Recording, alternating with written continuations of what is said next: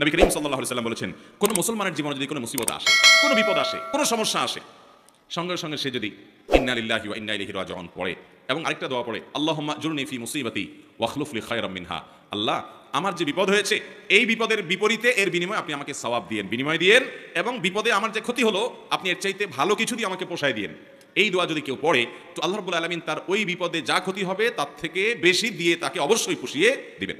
উম্মে সালামা রাদিয়াল্লাহু তাআলা আনহা, নবী করিম সাল্লাল্লাহু আলাইহি ওয়াসাল্লামের স্ত্রী, তিনি বলেন যে আমি নবী করিম সাল্লাল্লাহু আলাইহি ওয়াসাল্লামকে কিভাবে পেয়েছি তোমরা জানো? অদ্ভুত ঘটনা, শিক্ষা নেওয়ার মতো একটা ঘটনা। তিনি বলেছেন যে আমার স্বামী আবু সালামা যখন মারা গেলেন আমি খুব বেশি ব্যথিত হলাম, মর্মাহত হলাম যে একজন ভালো সঙ্গী হারালাম, স্বামীকে হারালাম। তো আল্লাহর কাছে আমি কেঁদে কেটে নবী সাল্লাল্লাহু আলাইহি ওয়াসাল্লামের শেখানো এই দোয়াটা পড়েছি, আল্লাহুম্মা জুরনি ফি মুসিবাতি, আল্লাহ আমার মুসিবত এবং বিপদে আপনি আমাকে বিনিময় দিয়েন, বিপদ যে হলো এর বিনিময় আপনি আমাকে দিয়েন, ওয়াখলুফ লি খায়রাম মিনহা, এবং এই বিপদে আমার যা ক্ষতি হলো, আমি যে হারালাম স্বামীকে, তার চেয়ে বেটার কিছু আমাকে দিয়েন। আমি দোয়া আল্লাহর কাছে করে গেছি সবসময়। আল্লাহ তাআলা আবু সালামা আমার স্বামীর মৃত্যুর পর অকল্পনীয়ভাবে, অভাবনীয়ভাবে আমাকে মুহাম্মদ রাসূলুল্লাহ সাল্লাল্লাহু আলাইহি ওয়াসাল্লাম স্ত্রী বানিয়ে দিয়েছে। আবু সালামাকে হারিয়ে তার চেয়ে বেটারটা পাইছেন না পান নাই? মুহতারাম হাজরিন, অতএব যেই কোনো বিপদে ইমানদারের ইমান যত মজবুত হবে সে তত বেশি হাসতে পারবে যে আলহামদুলিল্লাহ আমার রব আমাকে যে অবস্থা রেখে খুশি, আমি অবস্থার উপরে খুশি, এবং বিপদ যতই আসবে আমি সেটাকে ওয়েলকাম করব, বেসবর হব না, ধৈর্যহীন হব না। আমাদের সংসারগুলোতে আজ যে অশান্তি, আমাদের সমাজে যে আজ বিশৃঙ্খলা অশান্তি, এর মূল যদি কয়েকটা কারণ বের করা হয়, অন্যতম প্রধান কারণ হবে বেসবর, ধৈর্যহীনতা, সবরহীনতা। ঘরে ঘরে সংসারগুলো টিকছে না, ভেঙে খান খান হয়ে যাচ্ছে, প্রতি মুহূর্তে মুহূর্তে বিবাহ বিচ্ছেদের ঘটনা ঘটছে। অন্যতম কারণ ধৈর্য সহ্য নাই, ছেলেরও ধৈর্য নাই, মেয়েরও ধৈর্য নাই, কিছু হলেই সব হটমেজাজি হয়ে যায়, সবাই কাট্টি দেওয়া শুরু করে। কাট্টি বুঝেন তো? আপনাদের এলাকায় কি বলে? দোস্ত দোস্ত একটু অভিমান হলে, রাগারাগি হলে বলে না তোর সাথে কাট্টি, এই যে তোর সাথে আর কথা নাই। স্বামী স্ত্রীর মধ্যে আজকাল এই অবস্থা, প্রতিটি ঘরে ঘরে অশান্তির মূল কারণই হলো সবরহীনতা, যে ধৈর্য জিনিসটা আজ আমাদের কাছ থেকে নাই। এটাকে আমরা ইবাদত মনে করি না। একটা জটিলতা হলো আমালুল কুলুব বা অন্তরের আমলগুলোকে আমরা একেবারে কেয়ার করি না, অথচ অন্তরের আমলগুলোর গুরুত্ব অনেক বেশি। আমরা বাহ্যিক আমলকে গুরুত্ব দিই, নামাজ পড়া বাহ্যিক আমল, সিয়াম পালন করা বাহ্যিক আমল, যাকাত দেওয়া বাহ্যিক আমল, তেলাওয়াত করা বাহ্যিক আমল, এগুলো বাহ্যিক অঙ্গ প্রত্যঙ্গ দিয়ে, চোখ মুখ হাত পা এগুলো দিয়ে করতে হয়। কিছু আমল আছে যে আমলগুলো অন্তরের ভেতরে লালন করতে হয়, এগুলো দেখা যায় না, এর ভিতরে সবর অন্যতম। এই আমলটা যদি কেউ করতে পারে, ভেতরে যদি ধৈর্যটা আনতে পারে, এটা নিজের সঙ্গে নিজে সংগ্রাম করে করতে হয়, এর জন্য লড়াই করতে হয়, এর জন্য আত্ম সমালোচনা করতে হয়, নিজের হিসাব মিলাতে হয় যে আমি মানুষটা কতটা ধৈর্যশীল, কতটা ধৈর্যহীন, আমি কতটা হটমেজাজি হই, বইয়ের সাথে কয়বার আমি বদমেজাজি দেখাই। বই হিসাবে তিনি চিন্তা করবেন স্বামীর সাথে কয়বার তিনি বদমেজাজি করেন, প্রতিদিনের হিসাব মিলাবেন, এরপর তিনি নিজের যোগ বিয়োগ করে নিজেকে সংশোধনের চেষ্টা করবেন। আমরা চেষ্টা করবো তো ইনশাআল্লাহ। আল্লাহ রাব্বুল আলামিন আপনাকে, আমাকে, আমাদের সবাইকে সবরকারী মানুষদের কাতারে শামিল হওয়ার তৌফিক দান করুন। মুহতারাম হাজরিন, নবী করিম সাল্লাল্লাহু আলাইহি ওয়াসাল্লাম তিনি তার সাহাবায়ে কেরামকে সবরের প্রশিক্ষণ দিয়েছেন। এমন কিছু সাহাবী সঙ্গী তিনি পেয়েছেন যারা ধৈর্যের রুদ্রমূর্ত প্রতীক ছিলেন, তারা এরকম দৃষ্টান্ত ছিলেন যে তাদের ধৈর্য, এক একজনের সবরকে আমরা যদি অ্যানালাইসিস করি তো বিশাল বড় বড় হিস্ট্রি হয়ে যাবে, অনেক বড় দাস্তান হয়ে যাবে, শুধুমাত্র এক একজন সাহাবীর সবরকে যদি আপনি অ্যানালাইসিস করেন, গবেষণা করেন। আজ মুসলমানদের মধ্যে এটার বড় বেশি অভাব। সবর করার চেষ্টা করবো তো ইনশাআল্লাহ। মুশকিল হলো আমরা যারা বদমেজাজ, আমাদের সবর কিভাবে আসবে? আমরা অনেকে চেষ্টা করি কিন্তু ধৈর্য ধারণ করতে পারি না, ওই যে ডায়রিয়া রোগের মতো ডাইরেক্ট হয়ে যায়, হুটহাট করে যাতা বলে ফেলি, পরে আফসোস করি। তো সবর আনার জন্য কিছু আমল আছে ভাইরা। নাম্বার 1, আপনার ভিতরে সবর আনার জন্য আপনি প্রতিনিয়ত আল্লাহ রাব্বুল আলামিনের কাছে দোয়া করবেন যে আল্লাহ আপনি আমাকে সবর এবং ধৈর্য ধারণ করার তৌফিক দান করেন। যে কোনো বদামল দূরের জন্য আল্লাহ তাআলার কাছে পানাহ চাইতে হয়, নবী আলাইহিস সালাম পানাহ চাইতেন, এই জন্য আল্লাহর কাছে দোয়া করতে হবে। নাম্বার 2, ধৈর্যশীল মানুষদের সাথে থাকতে হবে। কিছু মানুষ আছে দেখবেন যে তুফান হয়ে গেছে কিন্তু উনি ঠান্ডা মাথায় সব কিছু ডিল করছেন, অস্থির হচ্ছেন না, হুলস্থুল করছেন না, এবং খুব ঠান্ডা মাথায় উনি শান্ত মেজাজে সব কিছু ডিল করে ফেলছেন, সব কিছু সমাধান করে ফেলছেন। এরকম কিছু ঠান্ডা মাথার মানুষ সব সমাজে আছে। এই মানুষগুলোকে খুঁজে খুঁজে বের করে এদের সাথে থাকবেন, দেখবেন যে আপনি যেটার কারণে আগুন হয়ে যেতেন উনি সেটার ব্যাপারে দেখবেন যে একেবারে ঠান্ডা পানির মতো শীতল, উনি একেবারে অস্থিরতা দেখাচ্ছেন না। এরকম মানুষগুলোর সোহবত এবং সান্নিধ্য আপনাকে সবরকারী হতে সহায়তা করবে। এটা সব দিকেই পাবেন, কিছু না কিছু মানুষ পাবেন যে তারা খুব বেশি সবর করতে পারে, তাদের মধ্যে আত্মনিয়ন্ত্রণ ক্ষমতা অনেক বেশি, তাদের সান্নিধ্যে যত বেশি থাকবেন তত বেশি আপনার মধ্যে এই সবর করার মানসিকতা আসবে ইনশাআল্লাহ। নাম্বার 3, যদি কখনো আপনার রাগ দেখানোর মতো পরিস্থিতি তৈরি হয়, আপনি নিজেকে বলবেন ঠিক আছে রাগ দেখাবা তুমি, কিন্তু এখন না, একটু পরে। যদি কিছু সময় ক্ষেপণ করতে পারেন, এরপরে যদি রাগ করেনও সেই রাগটা হবে ব্যালেন্সেড রাগ, সেটাতে বেসবরির কোনো কিছু থাকবে না, একেবারে সেটা দেখবেন যে ভারসাম্যর সাথে আপনি একেবারে রাগ করতে পারবেন, যে রাগে ক্ষতিকর কিছু হবে না। আর যদি যখন হট মেজাজ হলো না এখনই আমি এটা দেখে ছাড়বো, তাহলে শেষ, আপনি আর সামনে আগাইতে পারবেন না। যত বদমেজাজি মানুষ আছে এরা দেখবেন যে তৎক্ষণাৎ কিছু একটা করে ফেলতে চায়, যদি তারা সবর করে নিজেকে আটকে রাখতে পারে যে ঠিক আছে করবো, আর একটু পরে, একদিন পরে করেন, দেখবেন রাগ অটোমেটিক অর্ধেকে নেমে গেছে, কথা কি বুঝাতে পারছি?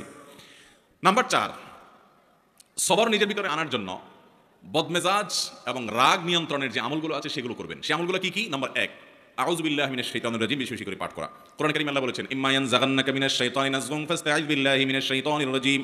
শয়তান যদি তোমাদেরকে খোঁচা দেয়, এই যে মানুষকে রাগায়, বদমেজাজ করে, আখিরাত ধ্বংস করে, দুনিয়া ধ্বংস করে, এজন্য শয়তান যদি তোমাকে খোঁচায় যদি বদমেজাজ বানায় বা ক্ষতিগ্রস্ত করতে চায়, তাহলে আউযু বিল্লাহি মিনাশ শাইতানির রাজিম বলবে। এটা আল্লাহর নির্দেশনা। এজন্য শয়তান থেকে পানাহ চাইতে হয় বদমেজাজ হলে, রাগ হলে। এক ব্যক্তি নবী করিম সাল্লাল্লাহু আলাইহি সাল্লামের সময় রাগ হচ্ছিলেন, খুব রাগান্বিত, ক্রোধান্ধ হয়ে গেছে, রাগে অগ্নিশর্মা হয়ে গেছে। নবী সাল্লাল্লাহু আলাইহি সাল্লাম দূর থেকে দেখে বলছেন, এই লোকটার মধ্যে যে প্রচন্ড রাগ দেখা যাচ্ছে, খুব বদমেজাজ হয়ে গেছে, ইন্নী আ'লামু কালিমাতান, আমি একটা বাক্য জানি, এই বাক্যটা যদি সে বলে তার রাগ কমে যাবে। তখন নবী সাল্লাল্লাহু আলাইহি সাল্লাম তাকে শুনিয়ে শুনিয়ে দূর থেকে সেই বাক্যটা পাঠ করলেন, সেটা হলো আউযু বিল্লাহি মিনাশ শাইতানির রাজিম। এই বাক্য পাঠ করার পর ওই লোকটা দূর থেকে শুনে তিনি ওই বাক্যটা পাঠ করলেন এবং তার বদমেজাজি আল্লাহ রাব্বুল আলামিন দূর করলেন। ভাইরা আমার, আমরা হলো তো যাই বলতাম, এ ভাই তোমার মাথা এত গরম হয়ে গেছে, তোমাকে একটা দোয়া শিখাই দিই, এই দোয়াটা করলে সাথে সাথে তোমার মাথা ঠান্ডা হয়ে যাবে, তুমি আউযু বিল্লাহি মিনাশ শাইতানির পাঠ করো। এটা তার কাছে যাই আর রাগের মুহূর্তে বললে দোয়া সে নেওয়া তো দূরের কথা, বরং বক্সিং একটা আপনার নাকের ভিতর মারার আশঙ্কা ছিল, কিছু থাকবে কি থাকবে না? নবী করিম সাল্লাল্লাহু আলাইহি সাল্লামের হিকমা দেখেন, উনি নবী হওয়ার পরও উম্মতকে পর্যন্ত সরাসরি এইরকম পরিস্থিতিতে কোনো কিছু বললে সে মানতে পারে কি পারে না, সেজন্য তার কাছ থেকে নবী আলাইহিস সালাম সে আশা করছেন না যে তাকে এই মুহূর্তে বলা যাবে, তিনি দূর থেকে বললেন এবং তিনি শুনে শুনে ঠান্ডা হলেন। এই জন্য আউযু বিল্লাহি মিনাশ শাইতানির রাজিম পাঠ করবেন। যাদের মধ্যে খুব রাগ বেশি আছে, ধরেন আপনার বউ, বাসার স্ত্রী অনেক রাগী, যতই বুঝান কোনো কাজ হয় না, তো যে খাবারগুলো সে খায়, যে পানীয়গুলো খায়, আউযু বিল্লাহি মিনাশ শাইতানির রাজিম 7 বার পড়ে ফু দিবেন। আবার দেখে যান না ফেলে, খবরদার, দেখলে কিন্তু খবর আছে, বলবো যে কি মন্ত্রণন্ত্র পড়ে কি করছো, আরেক যুদ্ধ পাতবে কিন্তু। এই জন্য আর যদি দেখায় করতে চান তাহলে আগে বলবেন, দেখো আমি কিন্তু কোনো ঝামেলা করতেছি না, শুধু আউযু বিল্লাহ পড়ে ফু দিচ্ছি। তো যদি বলে যে আউযু বিল্লাহ পড়ে কেন ফু দিছো, যদি বলেন যে তোমার রাগ অনেক বেশি, তাহলে আরেক যুদ্ধ হতে পারে, এটা আরেক মুসিবত, এটা সাবধানে করতে হবে। একই কথা পুরুষদের বেলায়ও, মহিলারা পুরুষদের জন্য আমলটা করবেন, বাচ্চাদের জন্য আমলটা অনেক বেশি উপকারী। যেটা বলছিলাম শুরুতে, আজকাল বাচ্চারা সব ক্রেজি হয়ে গেছে, সব বাচ্চা দেখবেন ঘরে ঘরে ক্রেজি বুঝেন তো, মানে সব রাগী, এমন রাগী যে শুধু ভাঙচুর করবে চতুর্দিকে। অথচ আগে বাচ্চাদেরকে এত বদমেজাজ দেখা যেত না। এটার অনেক কারণ থাকতে পারে, আমার নিজস্ব একটা ভাবনা আছে। এর একটা কারণ আমার কাছে মনে হয়, সেটা হলো আজকাল বাচ্চাদেরকে আমরা নানান ভিডিও গেমস ইত্যাদিতে এত বেশি অভ্যস্ত করেছি, কার্টুন এত বেশি দেখাই, বিভিন্ন ডিভাইস দিয়ে এত বেশি খেলার জন্য তাদেরকে সুযোগ দিয়েছি যে এগুলোতে তারা সারাদিন শুধু মারামারি কাটাকাটি দেখে। গেমসের মধ্যে সে দেখে সামনে যা আছে সব শেষ করে ফেলো, ঠিক না ঠিক? গুলি করতে থাকো, তুমি সামনে আগাইতে পারবা, গুলি করতে পারো না তুমি শেষ। সাম্প্লুডু খেলতেছো, তাহলে সব খেয়ে ফেলো, তাহলে তুমি সামনে আগাইতে পারো। এই যে অন্যকে শেষ করলে সামনে আগানো যায়, আমাদের দেশেও দেখবেন যে এই অবস্থা। মানুষ বড় হওয়ার পরেও আরেকজনকে দমাইতে না পারলে, আরেকজনের ক্ষতি না করতে পারলে সে আগাইতে পারে না, কারণ ওই যে কালচারটা এইভাবে বেড়ে উঠছে, বাচ্চা ওইভাবে দেখে দেখে বড় হয়েছে। এই জন্য দেখবেন বাসায় কোনো মেহমান আসলে অনেক সময় দেখবেন ছোটো পোলা পায় ওই আঙ্কেলকে দেখে এরকম ধরে ঠুস করে হাত দিয়া পিস্তল মারে। তার মানে কি, ও সারাদিন মারামারি দেখছে, ও জানে সামনে যা আসে সব শুধু ঠুসঠাস করতে হয়, ফাইট করতে হয়, এটাই শিখছে। তো ও বদমেজাজ হবে না কি হবে, ওর মধ্যে উদ্ভট ভাব আসবে না কি হবে? বাচ্চাদেরকে আজ শারীরিক কসরত থেকে আমরা মাহরুম রেখেছি। বাচ্চাদেরকে শুধু মাহরুম রাখি নাই, আমরা নিজেরাও মাহরুম আছি। শারীরিক কসরত করে, ব্যায়াম করে, খেলাধুলা করে, দৌড়াদৌড়ি করে কিসে সুস্থ থাকবো? কোন দেশের কোন খেলোয়াড়রা কোথায় খেলে আর ভূতের মতো রাত 2টা বাজে উঠে তাকায় থাকেন আপনি।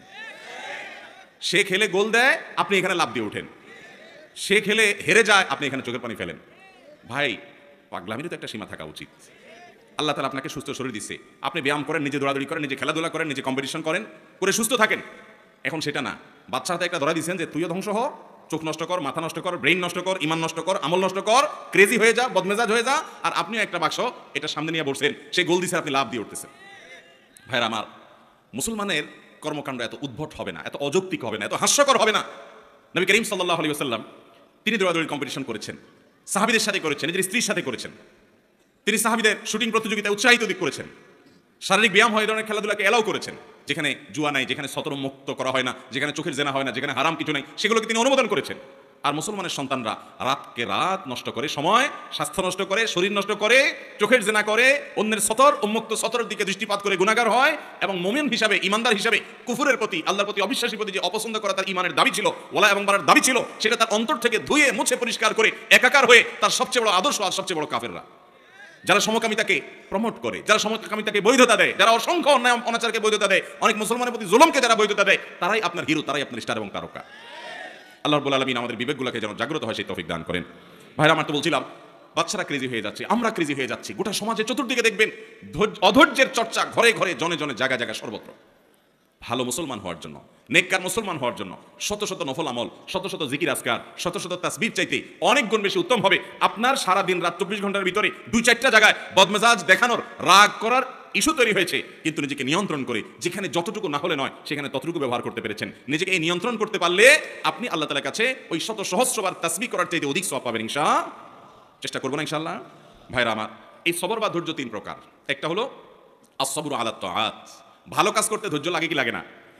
শীতকালে ফজরের সময় কনকনে শীতের মধ্যে ঠান্ডার মধ্যে উঠে উজু করে ফজর নামাজ পড়তে যাইতে ধৈর্য লাগে না?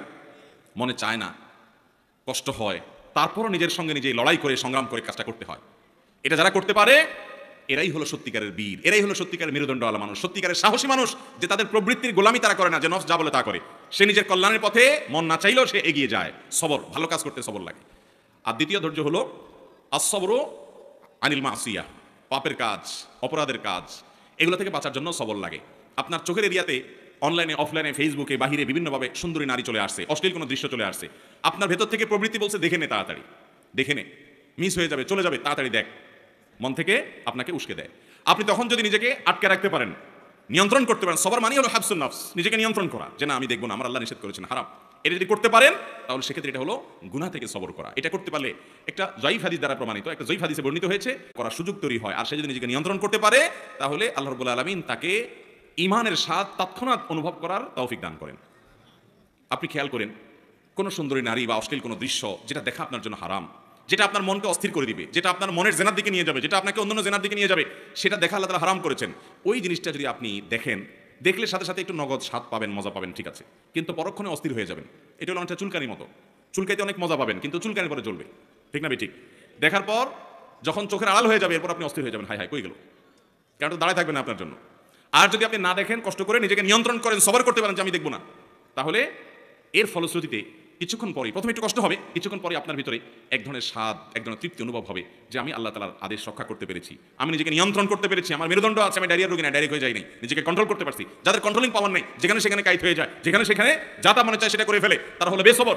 একজন ইমানদার তিনি যখন গুনাহ থেকে বাঁচার জন্য এরকম চেষ্টা করেন, কসরত করেন এবং জিতে যান, তো এই ব্যক্তি হলেন প্রকৃত সবরকারী। আল্লাহ তাআলা আমাদেরকে প্রকৃত সবরকারী হওয়ার তৌফিক দান করুন। তাহলে সবর 3 প্রকার। একটা হলো ভালো কাজ করতে গেলে মনে চায় না, কষ্ট হয়, তারপর ভালো কাজ করা, এটা এক প্রকারের সবর। মন্দ কাজ বা খারাপ কাজ করতে মনে চায়, যথেষ্ট কারণ আছে, তারপরও মন্দ কাজ করে না, ধৈর্য ধারণ করে, এটা হলো দ্বিতীয় প্রকার। আর তৃতীয় প্রকার সবর হলো আস-সাবরু ইনদাল মুসিবা বা ইনদাল মাসায়েব, বিপদ আপদের সময় অধৈর্য না হয়ে আল্লাহ রাব্বুল আলামিন যে বিপদ আমাকে দিয়েছেন এর মধ্যে কল্যাণ আছে, এই বিশ্বাস এবং ইয়াকিন রেখে, কোনো কল্যাণ না হোক সওয়াব তো অবশ্যই পাবো। নবী করিম সাল্লাল্লাহু আলাইহি ওয়াসাল্লাম বলেছেন, আজাবান লি আমরিল মুমিন ইন আমরাহু কুল্লাহু খায়র। ঈমানদারের বিষয়টা দেখে আমার কাছে বড় অদ্ভুত লাগে, আমি আশ্চর্য হই, বড় পিকুলিয়ার ঈমানদারের পুরো জীবনটা, তার জন্য শুধু কল্যাণই কল্যাণ, হাতির মতো মরলেও লাখ, বাঁচলেও লাখ, ঈমানদারের জীবনে ক্ষতি বলতে কিছুই নেই। কারণ ইন আসাবাহু খায়রুন, ঈমানদারের জীবনে যদি ভালো কিছু অর্জন হয় তখন সে শাকারা, আল্লাহ শুকর আদায় করে। তাহলে ভালো জিনিস পাইলো, কোনো গুড নিউজ সে পেলো, আবার আল্লাহর শুকর আদায় করে সওয়াবও সে অর্জন করলো। ওয়াইন আসাবাহু শাররুন, আর ঈমানদারের জীবনে যদি কোনো বিপদ হয়, ক্ষতি হয়, সবারা, সে সেই ক্ষতিতে সবর করে, হাসি মুখে মেনে নেয় আল্লাহর ফয়সালাকে, ফাকানা খায়রাল্লাহ, তখন তার বিপদে যে ক্ষতি হলো সবর করার মাধ্যমে এর চেয়ে বেশি তার আমলনামা আল্লাহ তাআলা সওয়াব দিয়ে তাকে পুষিয়ে দেন, এবং এই ক্ষতি যেটা হয়েছে আল্লাহ তাআলা পরবর্তীতে তাকে আরো অনেক বেশি কিছু দিয়ে তাকে পুষিয়ে দেন। তাহলে ঈমানদারের জীবনে হারাবার মতো কোনো কিছুই নাই।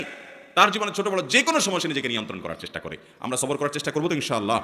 আজ থেকে আসুন তাহলে আমরা একটু সংকল্প করি, শপথ করি যে আগামীকাল থেকে সকাল থেকে রাত পর্যন্ত আমরা শোয়ার আগে একটু হিসেব মেলাবো। মুশকিল শোয়ার আগে তো আমাদের টাইম নেই, কারণ মোবাইলে মোনাজাত ধরতে ধরতে আমাদের ঘুমাইতে হয়, ঠিক না ঠিক? 2 হাতে মোনাজাত ধরে এত লম্বা মোনাজাত যে ঘুমের চোটে মুখের উপরে মোবাইল পড়া পর্যন্ত ঘুমায় না। এহতেসাব, নিজের হিসাব নিজে মিলানো, আমি তো জান্নাতের পথযাত্রী ভাই, কোন জায়গায় দাঁড়িয়ে আছি, আমি যে জায়গায় দাঁড়িয়ে আছি এই পথের মাথায় কি জাহান্নাম আছে না জান্নাত আছে, হিসাব মিলানোর সময় নেই।